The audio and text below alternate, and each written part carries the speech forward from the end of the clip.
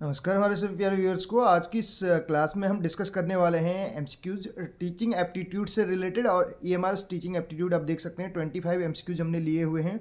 तो वीडियो आपको पसंद आए तो एक लाइक जरूर कीजिएगा। देखिए पहले नंबर का क्वेश्चन आपके सामने है। क्वेश्चन नंबर फर्स्ट क्या कहता है, effective teaching primarily depends on. जो एक प्रभावशाली शिक्षण है वो प्राइमरली किस पे डिपेंड करता है, कौन सी चीज़ों पे निर्भर करता है? टीचर के नॉलेज पे निर्भर करता है, या बात करें टीचर्स का कम्युनिकेशन स्किल पे निर्भर करता है, या teachers personality, all of the above, या उपरोक्त सभी। तो देखिए जो इफेक्टिव टीचिंग की अगर बात करें, प्रभावशाली शिक्षण, तो उसमें टीचर का नॉलेज भी बहुत ज़रूरी है। इसके साथ साथ उसका कम्युनिकेशन स्किल, किस तरीके से वो कम्युनिकेट कर रहा है स्टूडेंट्स के साथ। और तीसरे नंबर की चीज़ कर बात करें, उसकी पर्सनैलिटी, उसका व्यक्तित्व भी बहुत ज़रूरी है। ठीक है, तो ऑल ऑफ दी अबव इसमें करेक्ट आंसर हो जाएगा। Option number D will be the correct answer of first question. Now move on to next question. Second question की ओर मूव कर रहे हैं हम। अगला क्वेश्चन क्या कहता है, देखिए सेकंड नंबर का क्वेश्चन आपके सामने है और इसमें कहा जा रहा है most important quality of a teacher. जो मोस्ट इम्पोर्टेंट क्वालिटी है टीचर की वो क्या है? ठीक है, जो इम्पोर्टेंट क्वालिटी है एक टीचर में वो आप किस रूप में देखते हैं उसको? ठीक है, कौन सा महत्वपूर्ण जो है गुण है टीचर का?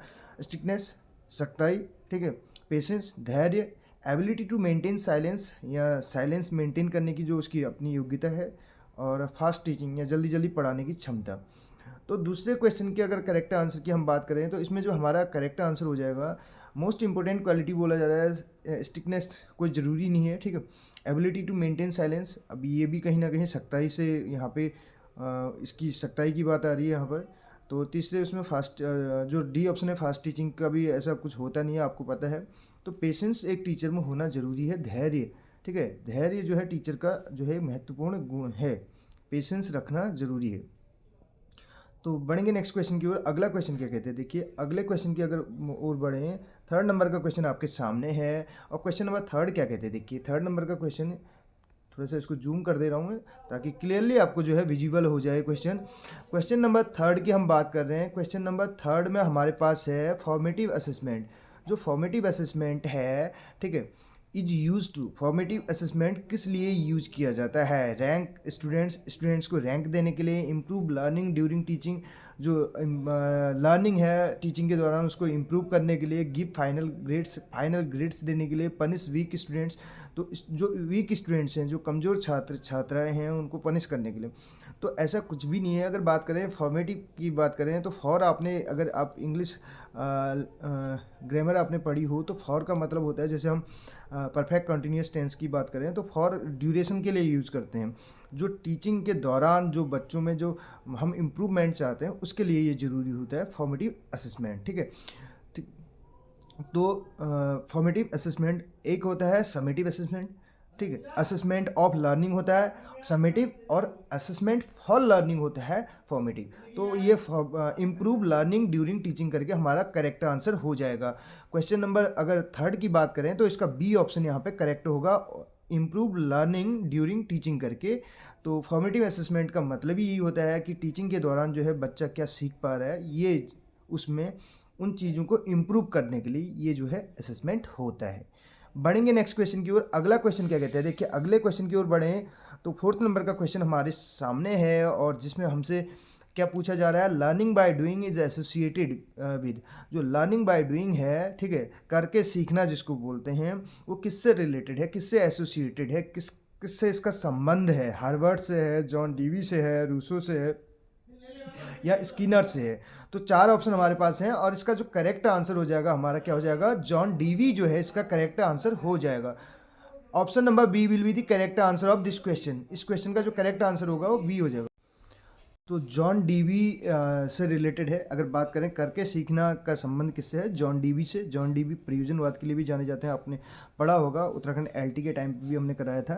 ठीक, बढ़ेंगे नेक्स्ट क्वेश्चन की ओर। करके सीखना यानी कि लर्निंग बाय डूइंग, एक होता है अनुभव द्वारा सीखना, लर्निंग बाय एक्सपीरियंस, ठीक है, ये करके सीखने की बात यहाँ पे चल रही है। बढ़ेंगे नेक्स्ट क्वेश्चन की ओर। अगला क्वेश्चन क्या कहते हैं, अगला क्वेश्चन यहाँ पे जो है हमारा, उसमें पूछा जा रहा है which method focuses on real life communication.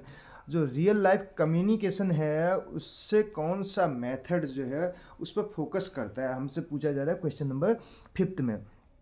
तो फिफ्थ में जो हमारा ऑप्शन है, ऑप्शन नंबर ए है ग्रामर ट्रांसलेशन मेथड, बी है लेक्चर मेथड, सी है कम्युनिकेटिव अप्रोच, और डी डी है ड्रिल मेथड। तो हमारे पास 4 ऑप्शन है, हमें इसका करेक्ट आंसर बताना है। तो कम्युनिकेशन की बात चल रही है, जैसे कि आपने देखा होगा क्वेश्चन में कम्युनिकेशन की बात चल रही है, रियल लाइफ कम्युनिकेशन की बात चल रही है, तो ये कम्युनिकेटिव अप्रोच हो जाएगा, यानी कि सी ऑप्शन इसका करेक्ट हो जाएगा। क्वेश्चन नंबर 5 का क्या हो जाएगा, सी ऑप्शन करेक्ट हो जाएगा। बढ़ेंगे नेक्स्ट क्वेश्चन की ओर। 6 नंबर का क्वेश्चन हमारा क्या कहता है, रेमेडियल टीचिंग के बारे में यहाँ पे क्वेश्चन है, ठीक है। क्वेश्चन नंबर 6 आपके सामने है, रेमेडियल टीचिंग की बात चल रही है। इसमें देखिए बोला जा रहा है कि remedial teaching aims to, remedial जो टीचिंग है, जो उपचारात्मक शिक्षण है, ठीक है, रेमेडी, ठीक है, आपने सुना होगा। तो उस शिक्षण का उद्देश्य क्या होता है। तो टीच आपके पास जो है टीच टॉपर्स को पढ़ाना, provide extra learning to slow learners, तो एक्स्ट्रा लर्निंग जो है प्रोवाइड करना किसको, जो स्लो लर्नर्स हैं, या पनिश रॉन्ग डूअर्स, जो गलती कर रहे हैं उनको पनिश करना, स्पीड अप द सिलेबस, जल्दी जल्दी सिलेबस कवर करना। तो ये दोनों तो आपने देखा होगा, ये दोनों तो कहीं से कहीं तक सही नहीं है। टॉपर्स को पढ़ाना, सिर्फ टॉपर्स को पढ़ाना भी इसका उद्देश्य नहीं होता है, यानी कि आपका बी ऑप्शन यहाँ पे करेक्ट हो जाएगा।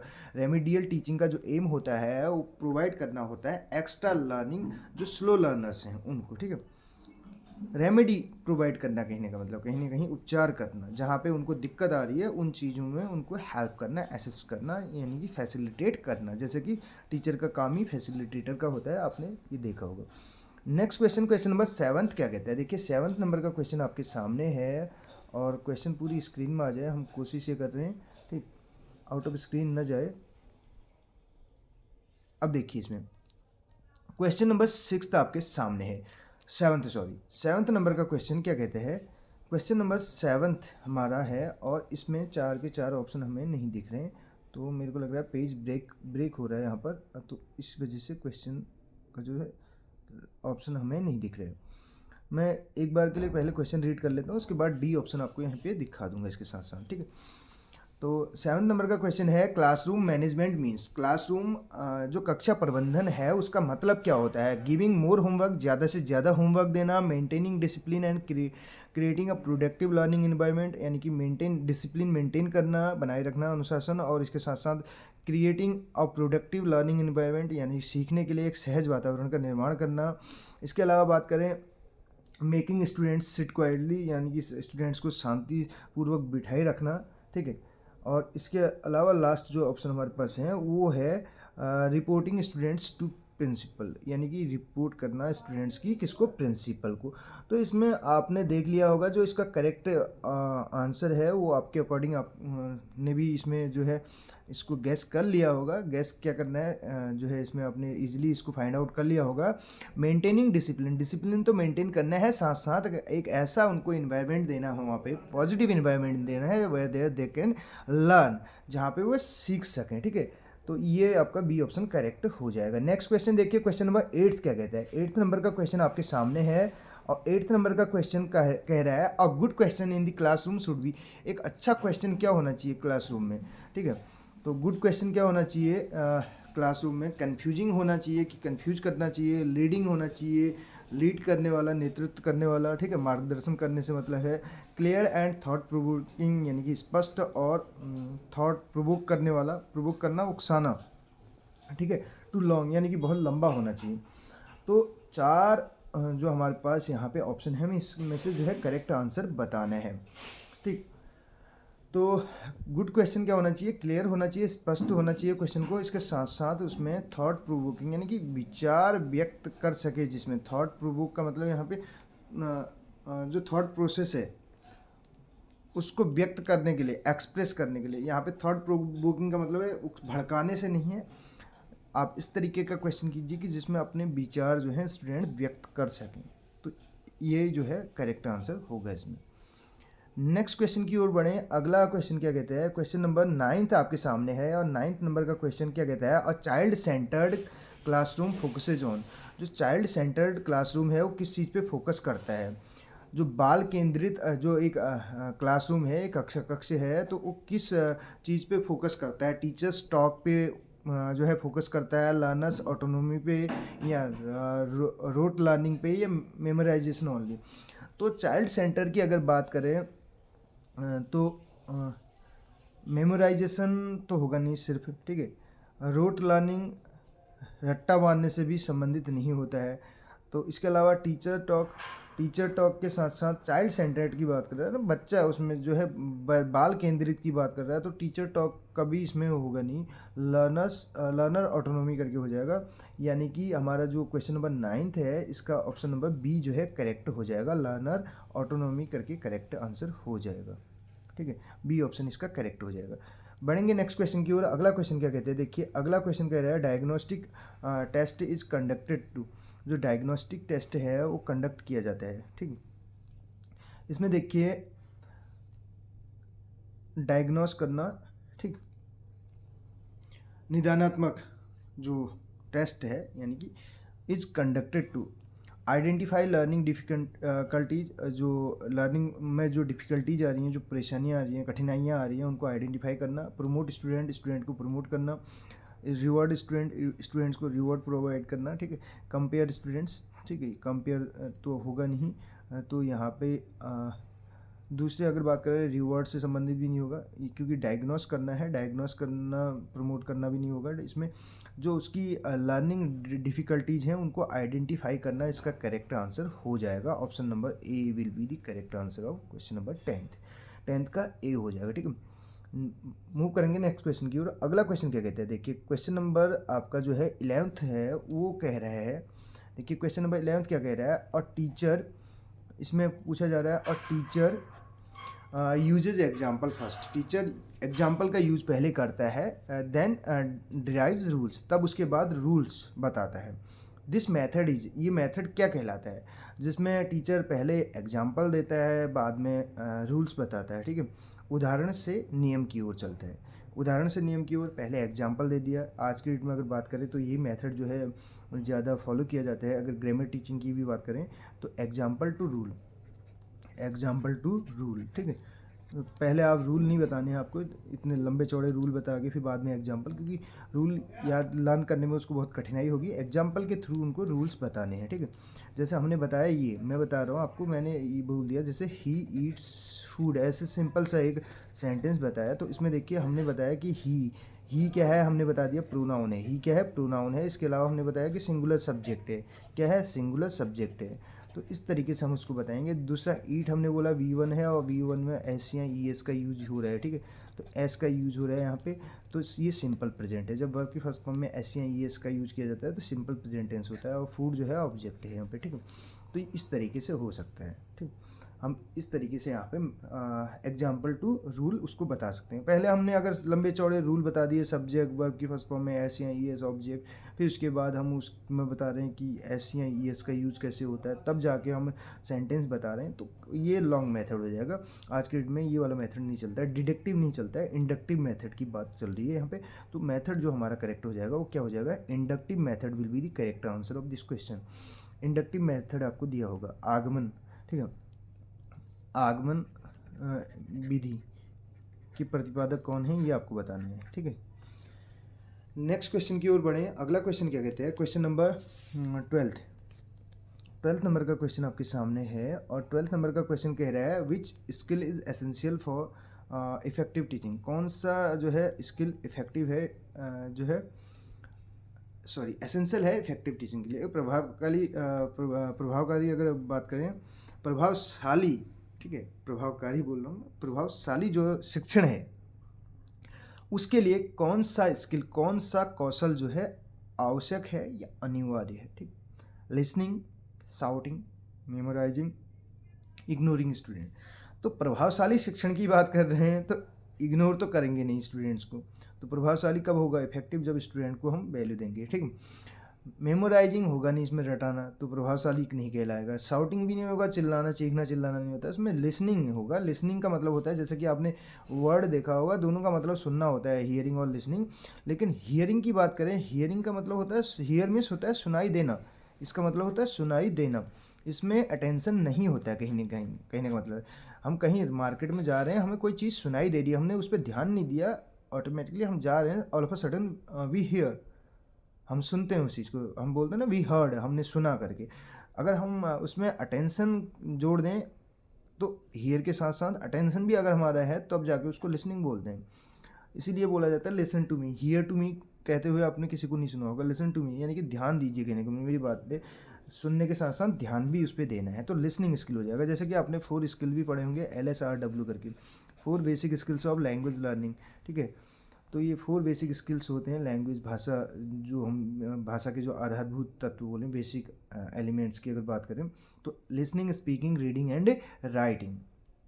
और सबसे जो राइटिंग है ये लिटरेट व्यक्ति की पहचान होती है। लिटरेट, एक अगर बात करें, एक लिटरेट ना बोल के एजुकेटेड बोलूँ तो बेहतर होगा, शिक्षित व्यक्ति की पहचान होती है। लिखना, लिखना कैसे, ऐसे डिक्टेशन, यानी कि कोई आपको सामने से बोल रहा है इंग्लिश, जैसे मैं यहाँ से बोल रहा हूँ, आप लिख रहे हैं इमला की तरह, वो कॉपी पेस्ट करना, वो वाला लिखना नहीं, ठीक। तो रीडिंग, सबसे जो इसमें इजी स्किल है वो लिसनिंग है। मैं कुछ भी बोल रहा हूँ उसको आप सुन रहे हैं, ठीक है, समझ पा रहे हैं। उसके बाद दूसरा स्पीकिंग, बोलना, ये कोई भी इलिटरेट पर्सन भी कर सकता है, लिसनिंग एंड स्पीकिंग। क्योंकि स्पीकिंग जैसे स्पोकन इंग्लिश की बात है, जो स्पोकन करता है कोई ज़रूरी नहीं है उसको कि लिखना भी आ जाए। जैसे कि बहुत सारे स्टूडेंट भी हमारी बात करते हैं कि वो इंग्लिश स्पीकिंग कर रहा है, तो इंग्लिश स्पीकिंग करने का मतलब ये नहीं है कि उसको लिखना भी आ जाए। क्योंकि जैसे हम कुमाऊनी अगर बोलते हैं या गढ़वाली बोलते हैं, तो हमारे घरों में भी बोलते हैं, जैसे दादा दादी लोग भी बोलते हैं, तो अगर वो पढ़े लिखे नहीं है तो कुमाऊनी बोलते हैं, लेकिन उसको लिख पाएँ कोई ज़रूरी नहीं है। ऐसे अंग्रेज़ों के साथ भी होता है, जैसे कि बहुत सारे आपने देखे होंगे इंग्लिश मैन, अपने जब कसार देवी की बात करें अल्मोड़ा में ही, तो वहाँ पे बहुत सारे ऐसे इंग्लिश मैन मिल जाएंगे जो इंग्लिश टॉकिंग करते हैं, इंग्लिश टू इंग्लिश, बट लिखने में कहीं ना कहीं उनको दिक्कत आती है, क्योंकि उनका अपना एक मदर टंग है वो भी। तो मदर टंग वाली बात यहाँ पे मैं कर रहा था, तब जाके यहाँ पे इतना लंबा चौड़ा यहाँ पे एक्सप्लेनेशन इसका देना पड़ा। इसके अलावा बात करें आईसीटी की बात चलती है इसमें, अगर हम बात करें EMRS में, ठीक, तो आईसीटी से रिलेटेड भी क्वेश्चन वहाँ पे पूछे जाते हैं। इसमें देखिए आईसीटी क्या है, इंफॉर्मेशन एंड कम्युनिकेशन टेक्नोलॉजी करके, ठीक है। इन एजुकेशन हेल्प्स, ये हेल्प करती है, किसमें हेल्प करती है, in making teaching boring, teaching को बोरिंग करने में हेल्प करेगी। बोरिंग करना है टीचिंग का काम, ये तो हो ही नहीं सकता है आईसीटी का। Enhancing interactive learning, destroying creativity को डिस्ट्रॉय करना ये भी नहीं होगा। रिड्यूसिंग लर्निंग स्पीड, जो लर्निंग स्पीड है उसको रिड्यूस करना, उसको कम करना, ये भी पॉसिबल नहीं है। तो ऑप्शन नंबर बी होगा, इन्हेंस करना, वृद्धि करना उसमें जो इंटरेक्टिव लर्निंग है, ठीक है। बी ऑप्शन इसमें करेक्ट हो जाएगा। नेक्स्ट क्वेश्चन की ओर बढ़ेंगे। अगला क्वेश्चन क्या कहता है, 14 नंबर का क्वेश्चन आपके सामने है। क्वेश्चन नंबर 14 क्या कहता है, देखिए इसमें कहा जा रहा है the best way to motivate student is, तो स्टूडेंट्स को मोटिवेट करने का जो बेस्ट वे है, सबसे अच्छा तरीका है वो कौन सा है। थ्रेटनिंग देम, उनको धमकी देना, डराना धमकाना ना। गिविंग रिवॉर्ड्स और एप्रिसिएशन, उनको रिवॉर्ड्स देना, इनाम देना या एप्रिशिएट करना, सराहना करना, उनकी प्रशंसा करना। ह्यूमिलेटिंग देम, उनका अपमान करना, ये भी नहीं होगा। कंपेयरिंग देम विद अदर्स, दूसरों के साथ कंपेयर करना, ये भी नहीं होगा। तो बी ऑप्शन आपका इजीली जो है इसका आइडेंटिफाई आप कर सकते हैं, बी ऑप्शन करेक्ट हो जाएगा। बच्चों को कहीं ना कहीं रिवॉर्ड देना या एप्रिसिएट करना, जैसे कि आपने बीएड के दौरान पढ़ा भी होगा, जो रीइंफोर्समेंट होता है, ठीक है। रीइंफोर्समेंट होता है, एक वर्बल होता है, ठीक है, वर्बल शाब्दिक होता है, दूसरा आपका एक और होता है, दो तरीके से होता है, सिंबॉलिक भी होता है, ठीक।